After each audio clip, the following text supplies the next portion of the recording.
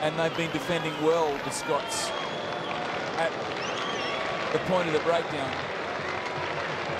At this end of the field, Felipe Consopomi,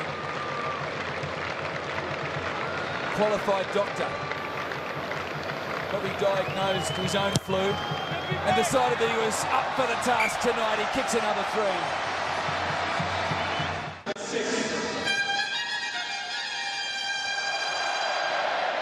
So that lead back out to 10 for Argentina. They find the first points in the second half. Ledesma Aracena was dispossessed. So Nathan Hines does well. This time Alistair Hogg lays it back. Blair. Parks almost found Webster outside the defence. A potential weakness there for Argentina. O'Driscoll exploited it last week. Blair goes right, the pass inside. Jim Hamilton is unceremoniously dumped. Hines back inside. Patterson driven back in the tackle. So Argentina earned the advantage. They defended well. The Scottish were just starting to find a little bit of quick ball and taking it to the line. And the thing is, no matter what you do, no matter when you get the ball, you've got to be aggressive into contact. Otherwise, you get taken back. And I think that was Blair there who took the ball going backwards and was just smashed back. But do they know what to do, the Scots? I mean, you know, when they get in a position to launch an attacking raid like that. Well, like I said, at the very least, that was Patterson, my apologies. You've just got to be aggressive. That feed wasn't straight at all. It's a good point, Ben Darwin. This World Cup has seen by far the most aggressive breakdown contests of any World Cup to date. There's really been a battle. So Pichot with the clearance, the pass and then the kick straight down the middle of the field, and Chris Patterson looks to make amends. Steps towards the referee. Judge does his best to dodge the Scots, and Dan Parks, a little kick over the top. We know they've got that tool in the toolbox. Corletto unleashes. Let it go and snapped it towards the line. Patterson filthy with Lamont in field. Not sure if you'll see the replay, but Chris Patterson. Fair enough too, that was a half-hearted stick your hand up and touch the ball. Both brothers are just having a tough day at the office. How bad does it have to get dragged? Well, one of them might be. I think Chris Patterson is playing in the centre, so we'll get confirmation of that in a moment. Henderson is on the field. Knock on. Scrum blue. So the scrum to Scotland. We might get an indication from this movement who is actually playing where in the backs. Crunch. Touch. Balls, engage. You'll notice the Argentine second rowers are binding around the sides. They're not crunch binding at all. Both side shoulders. We have a look from the shot on the top. You can see the right shoulders there of the Argentine second rowers. They're side binding, part of their bajada. Well, I didn't notice that door, but the good old crutch bind. The only team in the world that does it internationally, and it works pretty well. That was a good scrum from the Pumas. But the Scots have it. Lamont is still there, and his brother as well. So the Lamont brothers remain on the field. Mike Blair. That looks like Henderson. Henderson on for Dewey. Advantage to Scotland. Patterson can't find a way through, so we'll come back for the penalty. Got the Argentine play here for not rolling away after making the tackle. I think the referees are cottoning on to that tactic that we've seen the very good open side flankers get away with for a long time.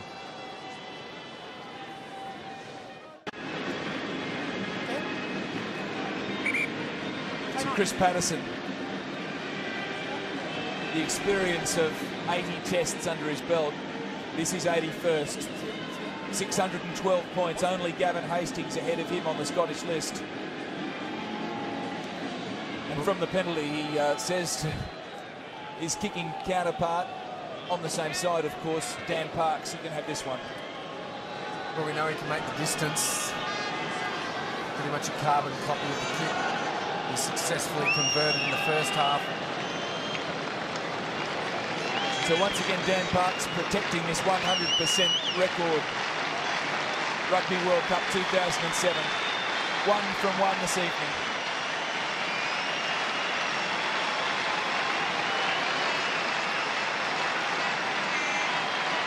It's a long way from Dundas. And a blemish on the boot of Dan Parks. Never looked like it, really. That was a big clearance from Argentina. They turn it around in the blink of an eye. I think Dan Parks on that occasion was guilty of just trying to kick that ball too hard. The first conversion he made from that distance out, barely looked like he was trying. Sweet off the boot. On that occasion, he stabbed at it, unsuccessful. So the Glasgow Warrior, Ross Ford. The baby-faced hooker from Scotland. Finds Nathan Hines. The experience. Henderson has some experience as well. Lamont looking for some work.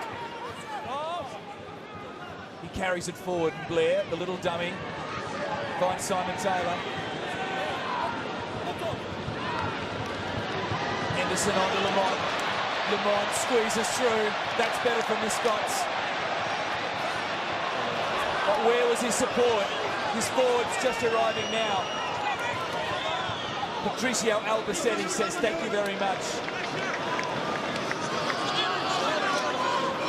Fernandez Lobe, Carlos Ignacio, Augustin Pichon, and Hernandez.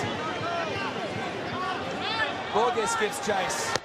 Patterson fumbles, knocks it back. Webster takes it forward. He was sandwiched in a tackle. Borges a little groggy in the aftermath. Once again, the Pumas look to turn it over, and they have. Roncero did well. Consopomi steps back inside. He fell back inside. He fell the wrong way. It was a good tackle. I think Dan Parks made it. It was a great tackle. There's no way that ball is coming back on the Argentinian side. Good decision not releasing. Well, it's not Dan Parks because he's standing up over the play. Would have been Henderson, the replacement player. Haddon would be happy with that. Yeah, great tackle using his strength to turn and twist Consopomi. So he was facing the Scots side, and then the cavalry arrived. And as I mentioned, there's just no way that ball was going to come back. So the man from Perpignan, Rumas Alvarez Corrales, replaces Carlos Ignacio Fernandez Lobe. There the boys there.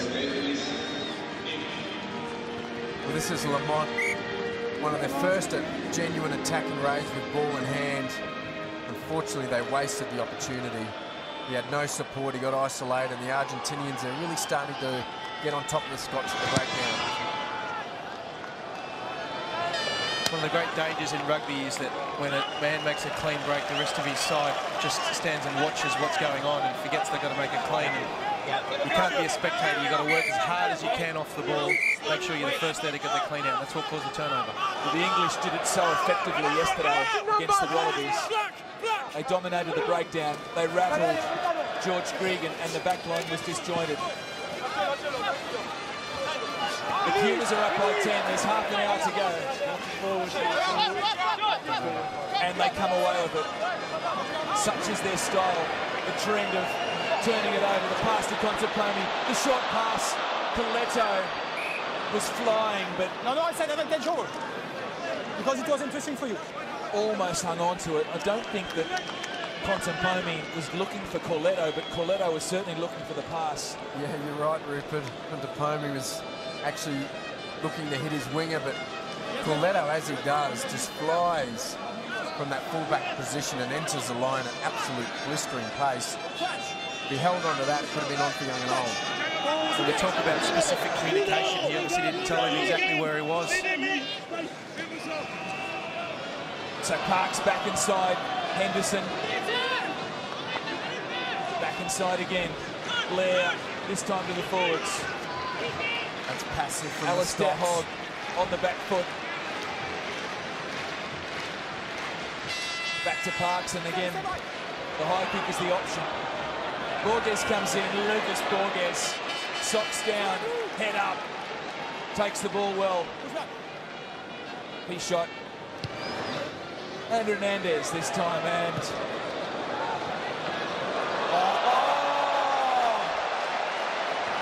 on a string. Juan Martin Hernandez.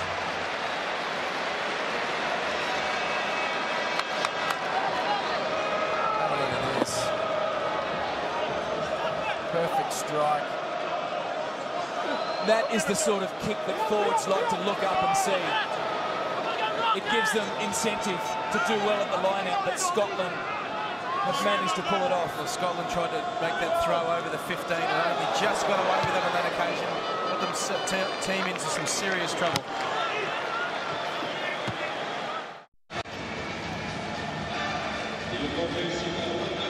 So it's quite appropriate that the man who gave the Argentinians field position with that wonderful right boot, Hernandez, puts it on the left and kicks a field goal to take them 3 further ahead. Leguizamon is on for the Pumas.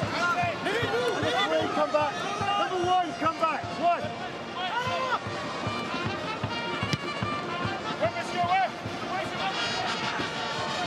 So the band continues to play, and the boot of Hernandez continues to fire. It is white hot at the moment. He had very little angle to work with there. Fantastic result. Marcelo de Freitas, he's been at the helm for the Pumas for so long now. The lineouts are even. Blair, Parks goes behind, finds Alistair Hogg chiming in the centres. Well, the Scots, you can see now, are the first team to stray in their game plan. They're actually going to have a decent crack and try to run around the Argentinians. That is exactly what the Argentines would want. The thing at the moment is how far behind the advantage line is everything happening for the Scots. All their plays, they've got to happen at the point of attack, because otherwise there's Craig Smith. Well, the smelling salts. And check the body shape. The big The one scabs on him. that Ben Gowan alluded to looks like an extra from Braveheart, Craig Smith. It's not on yet. And the Argentine scrum has been doing well. Again, we talked about that binding. Patricia Noriega, the ex-Wallaby tight head prop. Oh, that's poor delivery at the back. Is their forwards coach. He's done a pretty good job with them. He was on the feet, he was tackled. He was tackled. No.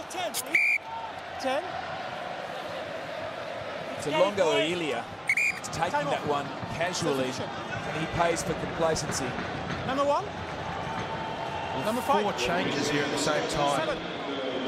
Smith and McLeod coming on in the forwards. Here come the Scottish cavalry. It's all or nothing. 20 minutes to go and more. The replacements are made. They will need to make their impact. Nice gun show from the Scottish there. The big boys. Well, these tight jerseys make it so that your biceps are showing all the time. And here comes Omar Hassan, ex-ACT Brumbies tight head prop. Very experienced Test footballer. Can sing. And an opera tenor, I believe. So showing all the skills at the moment, the Argentinians, in every respect. And do the Scots have the tools in the toolbox good enough to win this match? They need to attack. That's what they launch now. Lamont takes the tackle of Consaponi. Taylor at the back. Parks feeds it out wide. The replacements are on for Scotland. Back inside, through the legs of Kelly Brown. Stop. First look on blue. Yeah. Well, Craig Smith not happy with that, but yeah, was the call. You'll notice as Lamont went into the breakdown there, he bridged again to put the ball back, but no decision on the referee, and it's just a little bit of a lack of consistency. And speaking of lack of consistency, it's the Scots at the breakdown that are really having some difficulty at the moment.